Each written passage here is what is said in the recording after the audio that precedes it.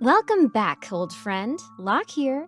Things have been hectic at the tavern these last few weeks, and I suspect these posts may be the reason as my hunters thought would happen.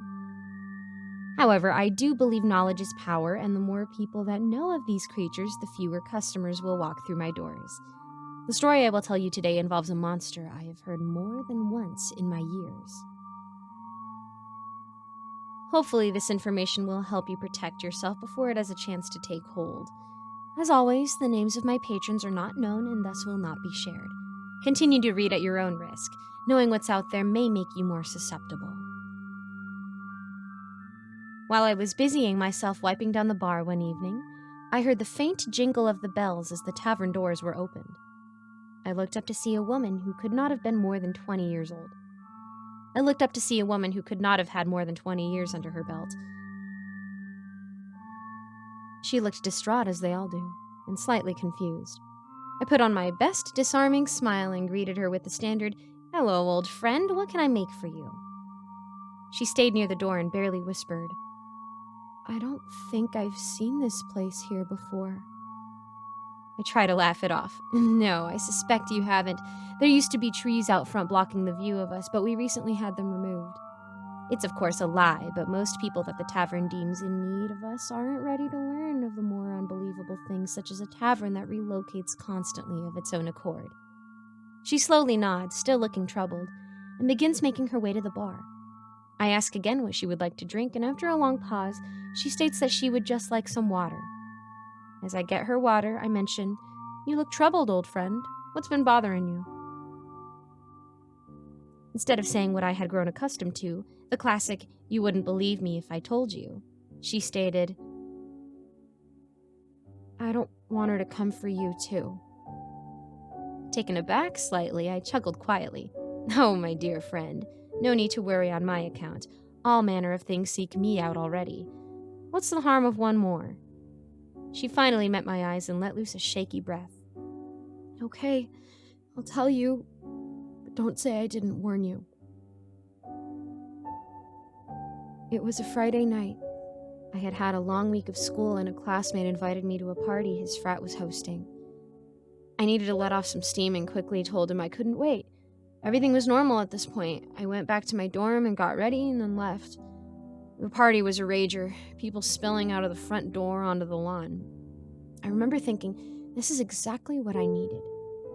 As I'm making my way to the kitchen to grab a drink, I kept seeing the guy who invited me. We'd make eye contact, smile, and then I would continue through the sea of people. When I finally arrived at the keg, he was there. I was excited that he sought me out and that he seemed interested. "Funny meeting you here," he said. And I laughed, replying, "I know, it's almost like you invited me." We kept up the flirty banter as he guided me to a more quiet area of the party. I was happy because he was an attractive, popular guy at our school, and he wanted to be in a quiet place with me. And as soon as we were seated under the tree in the back of the house, he says, "Icebreaker time. Do you like scary stories?" I thought to myself, why do we need an icebreaker? We've been chatting this whole time. But I shrugged it off, thinking maybe he had nerves or something.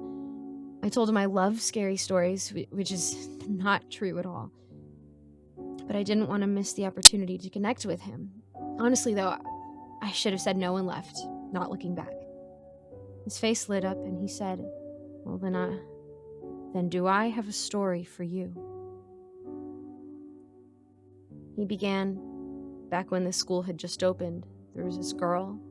She was a loner and a nerd that nobody in her classes wanted to be friends with. They constantly overlooked her and ignored her. She was saddened at first, but eventually grew angry as the general avoidance from her classmates turned into bullying and cruelty. She started losing her mind over it, and one night, she decided she had had enough. She devised a plan to murder as many of the students as she could before she was caught. She tracked down most of them at a party, much like this one, and lured them into rooms with her alone where she would stab them to death and then hide the bodies wherever she could, under beds, in closets, etc. She managed to kill a total of 15 people before she was brought down. Her last victim didn't want to be a victim and fought back with all his strength and managed to wrench the knife from her hand and stabbed her in the chest with it.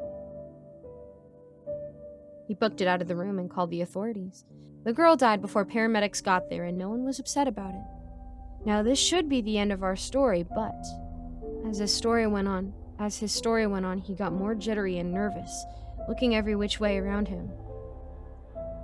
He continued.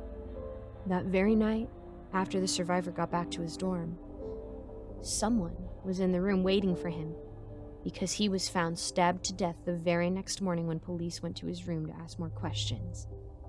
The story spread like wildfire and bodies began dropping all over town. The authorities thought the girl must have had an accomplice and they launched a manhunt. Anyone that had ever had an interaction with her, negative or the very few positive ones, were brought in for questioning. Nothing ever turned up though, and the police finally caught on that only on the nights that the news ran the story did someone turn up dead. They covered it up. The news stopped running coverage about it, and the school students eventually lost interest in talking about it. It said that because of how badly this girl was treated and the actions she took before being killed, whoever learns of her existence is doomed to have a visit from her. He finished his story and was smiling. He let out a big sigh and said he was sorry. I laughed nervously and asked what for. This was when he told me the story is completely true, and that I would be getting a visit from the girl. He said an old friend from his high school had told it to him and that the only way to save myself was to pass it on to someone else. I told him that he wasn't being funny and that it was ridiculous. He said, "Hey, I warned you. I did my good deed and I'm safe now. Good luck, and I hope I see you in class Monday." And then he walked off, leaving me there. I was shocked and slightly scared, but I still didn't believe him. I decided to leave after that. And during my walk back to my dorm that was on the other side of campus, I could not get that story out of my head, and I kept thinking I saw a girl in every shadow. I worked myself up so much that by the time I got to my door, I was near having a full-blown panic attack. I worked up my courage as much as I could and opened my door. My roommate was asleep in her bed, and I couldn't see anything out of the ordinary. I changed into my night clothes that were already on top of my bed and laid down. Then I kept thinking about it. I got paranoid while looking at my and my roommate's closets and ended up putting our desk chairs under the door handles because surely that would keep a killer ghost out. However, even with the small relief doing that I still couldn't sleep, and I just stayed up all night, looking all around me and seeing a girl in the shadows from time to time. Days passed like this, and the only time I could sleep was when I started to doze off during classes. The boy who told me the story avoided me at all costs. I had to stay surrounded by people at all times and would not go home unless my roommate was with me, all the while being taunted from the shadows. She got fed up 3 days in, though, and asked what was going on. I told her I couldn't tell her, and she seriously did not want to know, and we argued and she went to bed. The very next morning, when she woke up and saw that I still had not slept, she cornered me. She said she would not let me leave the room until I told her what had spooked me. I told her again that it was dangerous and that she really didn't want to know. I was handling it. She laughed and told me I wasn't handling it and that not sleeping and constantly clinging to people was not what people handling things looked like. We went back and forth like that for 2 hours before I finally broke down and told her, but I didn't tell her the story. She looked at me blankly for a minute and then said, "Are you serious? A dumb story has you worked up like this?" I told her, "It's not dumb. I've seen her. She's just waiting for me to let my guard down." She laughs again and says, "You just got in your head about it and haven't been sleeping. That's why you're seeing things. Tell me the story, pass it on, and get some rest, girl. I promise I will be here for a while longer afterward." Honestly, I thought she had made sense. I probably did work myself up, and people hallucinate with lack of sleep. Telling her the story would free my mind of it. So I did. I crashed hard and slept through the night. She was still there and alive when I woke up, and we had a good laugh about how silly I'd been.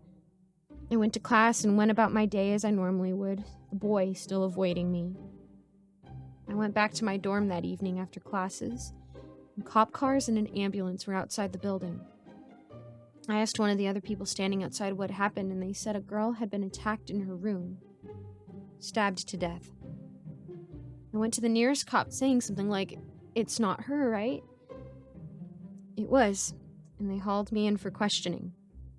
I told them everything except for the story. They thought I was crazy, but eventually released me as I had an alibi for the whole day. I transferred schools the next week. She finished the water in her glass and looked at me with haunted eyes and whispered again that she was sorry. I told her that none of what happened was her fault. However, I was sorry that it had happened to her. She left looking like she had had a very heavy weight taken off her shoulders. As the doors closed, I let out the breath I'd been holding.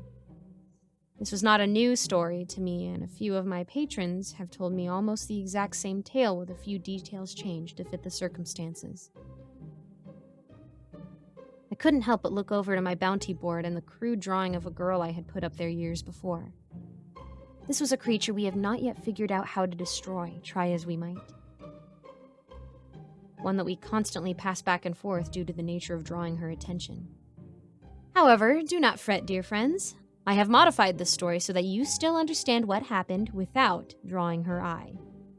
Thank you for stopping into my tavern for a rest and a chat, and do remember, if someone ever asks you, "Do you like scary stories?" tell them no and leave. You never know what tale they will spin for you and what it may cost you.